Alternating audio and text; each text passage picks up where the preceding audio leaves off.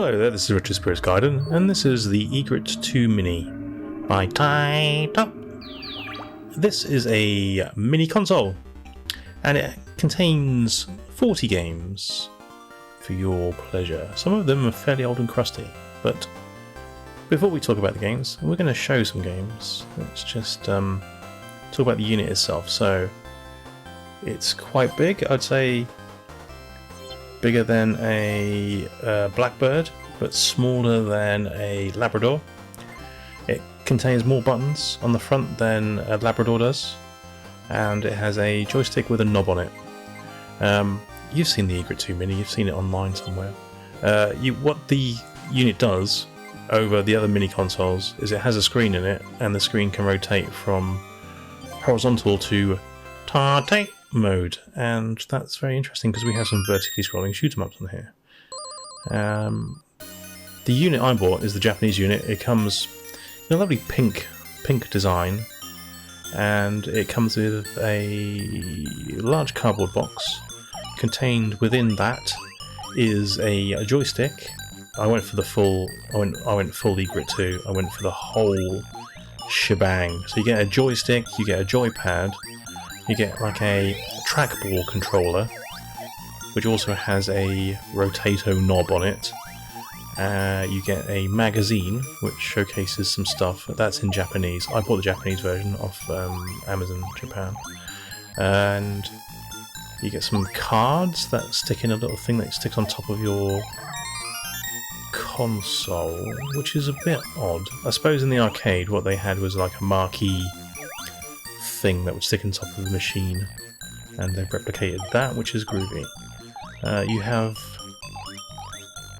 on the back of the unit you have two inputs for USB style joypads. According to other sources, not all joypads work, but what I'm using here is the Mega Drive mini joypad, and it works a treat, although you still have to use the buttons on the front of the console itself to get back to the menu screen, which is annoying. But other than that, you can put credits in the game and start, etc. with the Mega Drive joypad, which is cool. You have an HDMI out, you have a USB-C power input. The unit takes a lot of power, and if you're using some sort of HDMI splitter, depending on if it's a powered one or not, you might not get a signal to your monitor, which was confusing for a little while. I wasn't quite sure what was going on there. Then I googled it, and then I realised that my USB splitter thing wasn't powered, so it was trying to power that through the whole device. It just wasn't going to work. Just was not going to work. The unit itself is sturdy, well constructed. You have a gate switch for the joystick on the unit, and actually on the joysticks that come with it you also have a gate switch, which turns it from an 8-way joystick into a 4-way joystick. Useful for some games, I guess. I just leave it on 8-way, and generally the build quality is really nice, apart from maybe the trackball control. That feels slightly flimsier than the rest of it, but the arcade stick's kind of nice, with nice kind of slappy buttons and a clicky stick.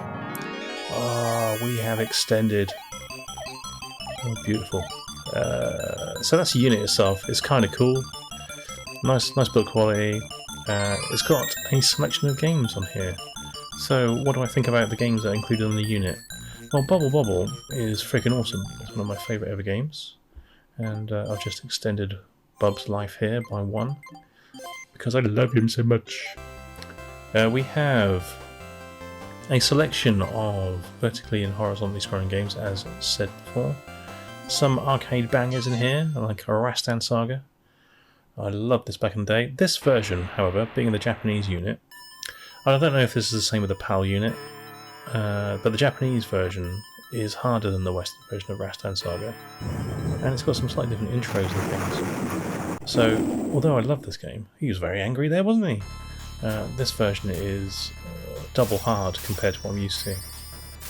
But the music is so epic that I can't stop playing it. I freaking love it. And actually, on MAME, for years this game was balked. I don't know if it's fixed in MAME, But here we have a actually emulated version. So the game section is kind of cool. You get lots of rare-ish Taito games. So there's some stuff in here like Darius Gaiden, which was on the Saturn and PlayStation, and it's a fairly cool game. Not so rare, but very good. You got Layer Section, which is cool. Again, another Saturn game. You get Elevate Action Returns, which is fairly rare. There's some unusual stuff on here as well. So we've got things like Scramble Spirits, which I remember in the arcade as Tokyo, and it's rock hard, a rock hard shooter. We've got Tatsujin in here, with another rock hard shooter. We've got Metal Black, which also came out on the Saturn and is an expensive game now. That's on here. A lot of these games can be emulated pretty easily, to be fair, and if you don't want to spend, which is a considerable amount of money on this unit, if you were to buy the unit by itself, it's £160-ish. If you want to buy it with all the peripherals, it's about 300 and something quid. Yeah, it's I wouldn't say this is a mainstream device, but the game selection is pretty nice. We've got Heartbeat, because I'm nearly dead. Oh dear. Oh, I love the tunes on this game. This used to boom in the arcade, this tune. Used to draw you in. Taito games always had cool soundtracks. I say always. The ones I like were always cool. Yeah, anyway. The game's controlled well. There's no appreciable lag. I was talking about other games that are on here which are expensive to get. Bubble Symphony is also on here, which is an expensive game to get. So the unit itself comes with 40 building games. There is some pixel crawling issues, so some games suffer a bit more than others. And we're going to play a vertical game to horizontal orientation to see how crushed it gets. Let's play Tatsujin. Don Doko Don's a weird game. It's kind of cool, but it is weird. So here we go. Here's a vertical game squashed into the horizontal orientation through HDMI. I only really play these mini consoles on monitors. I don't really use the inbuilt monitor on the device itself. But the monitor on here is pretty good. It has to be said. It's nice and big. The unit is fairly chunky. It's like I said, it's not as big as a Labrador, but it is pretty big. And so the screen area, I guess it's kind of the size of a large, medium to large mobile phone, so you can kind of see what's going on. Oh, trucks and wheels. Or Tatsujin with its crazy ass three-way fire. Starts you with three-way because it's bloody hard. So yeah, you get some pixel crawl here, as you can see, as the image is crushed. But also, on the horizontal games, on horizontal orientation, you get pixel crawl, because the scaling isn't pixel perfect. So they've tried to squash it into the screen rather than letting it exist outside the screen, I guess because the resolutions are all over the place in these games. Some games you don't notice it, some games you do. The original Bubble Bobble, their characters' faces, their eyes change width depending on which pixel line they're on, which is disconcerting if you notice it. But you know, it's difficult to see. But other games with scrolling in them do suffer from some shimmering. As you can see here, crushing a vertical game into a horizontal resolution has resulted in some weird shenanigans. Anyway, visual shenanigans that is. And you can, if you rotate the screen vertically in the unit, you can play horizontal games in a vertical orientation. So that's, I mean, it's very clever. It's all very clever. So the unit's kind of cool. Ooh, expert dodging there. Do you see that? That's beautiful. Yeah, the unit itself is kind of clever. It's got some nice features. But for me, that's all well and good. That's cool, and the device looks good. And the peripherals are cool. But I'm into the games. This does have an awesome selection of games. It has to be said. So out of all the mini consoles I've got, the vanilla version of this, if you weren't to buy the extended set, does have an awesome selection of shoot 'em ups and Taito arcade favourites, which you can't argue with. It's probably my favourite of these mini consoles, to be honest. I can't get enough of Darius. I do love shooters. Bubble Bobble's on here, Rastan Saga's on here. You've got Rainbow Islands, although it's Rainbow Islands Extra, which is a little annoying. You have Elevator Action, you got Layer Section, you got all the classics. There's a few at the beginning of the list which are odd, sort of the earlier games, which are sort of fillery, but the later stuff is cool. We have a couple of sort of fighting games on here, which I've never played in the arcade. I've never heard of even before this console, and I have to say, oh, we've got the Liquid Kids there, cool. I have to say that it's going to take some getting used to. I got Puzzle Bobble as well, beautiful. So with the Trackball Controller, you get 10 extra games. You get 3 versions of Arkanoid. You get Sylvalion, and you get Camel Try. Poochie Carrot. You get a nice bowling game on there. So there's 10 games that come on an SD card. So there's an SD card slot in the side of the machine. Whack it in, and you can't access the 40 games on the machine anymore. You can only access the games on the memory card, and until you take it out, and then the machine, you can get back to the games on the machine. And that's all well and good. The trackball works nicely for the bowling game. The spinny control works nicely for a few games. Arkanoid is a bastard of a game. I don't know what's going on here, it's Japanese. This is basically quite a nice looking, but a weirdly controlling version of Street Fighter 2, and I've played it a few times. I like fighting games. I just can't get on with it. It's like a cross between Darkstalkers and Samurai Showdown. It's a bit weird. And each character's special moves seem to be fairly strange to pull off. So I don't know. The jury's out on this one. I'll have to give it more time. But I've been playing Rastan Saga so much, and Bubble Bobble, that just hadn't really got a look in. I was beginning to say that Arkanoid is a bastard of a game. It's an absolute twat. It's so hard as to be almost unplayable, and to be one of Taito's flagship early games proves that people back in the day had much more patience than I do today. Is it me, or is the scale and perspective of this background working against the scale and perspective on the sprites? There's something disconnected here which is blowing my visual cortex. Anyway. Yeah, I paid £360 for the whole shebang. I went all in, because I was importing it anyway. You can get this from Strictly Limited, and it's a blue version of the console.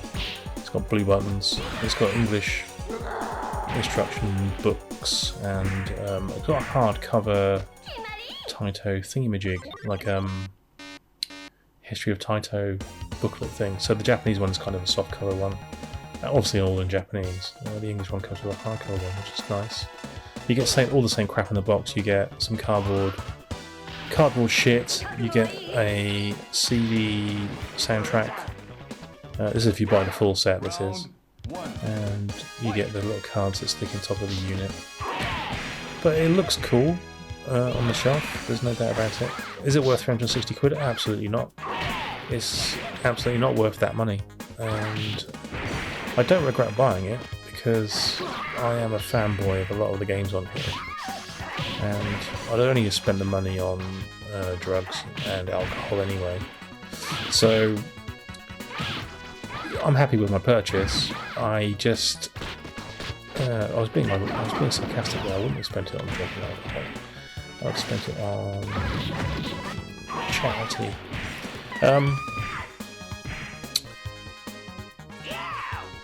I'm happy with my purchase. I am happy with it as a thing. I'm probably not so happy about the money I spent on it, and it's not worth that much money, I would say. The joystick is cool. The trackball is sort of flimsy feeling. The joypad is okay. and it's all colour themed. It does look splendid. If you want to display it on your shelf, that looks great, and it's an impressive beast. The blue version probably doesn't look as nice as the pink one, unfortunately, but the pink one has only got Japanese language on it, which is annoying. So yeah, I recommend the unit. It's probably my most played mini console. That is, to be honest, I've been playing the PC Engine Mini a hell of a lot recently. It's very cool. I've been playing this a hell of a lot. It's better than the Astro City console by a country mile.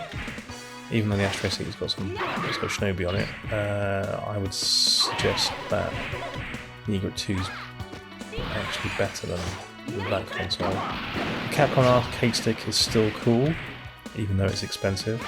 Although, when I say that, but in comparison to this unit, is it that expensive? Yes, it probably is. It's only got 16 games in it. So what I might do in future is do a little comparison between all the mini units, if I can be bothered. But yeah, the NES Mini doesn't get a look in these days. The SNES Mini, yeah, it's okay. This doesn't have as many games on it as I'd like. The Mega Drive one is cool. I play the PC Engine one more. The PlayStation Mini crap is not very good. It's okay. It's got a couple of great games on there, but the unit itself is nice. The game selection is poor.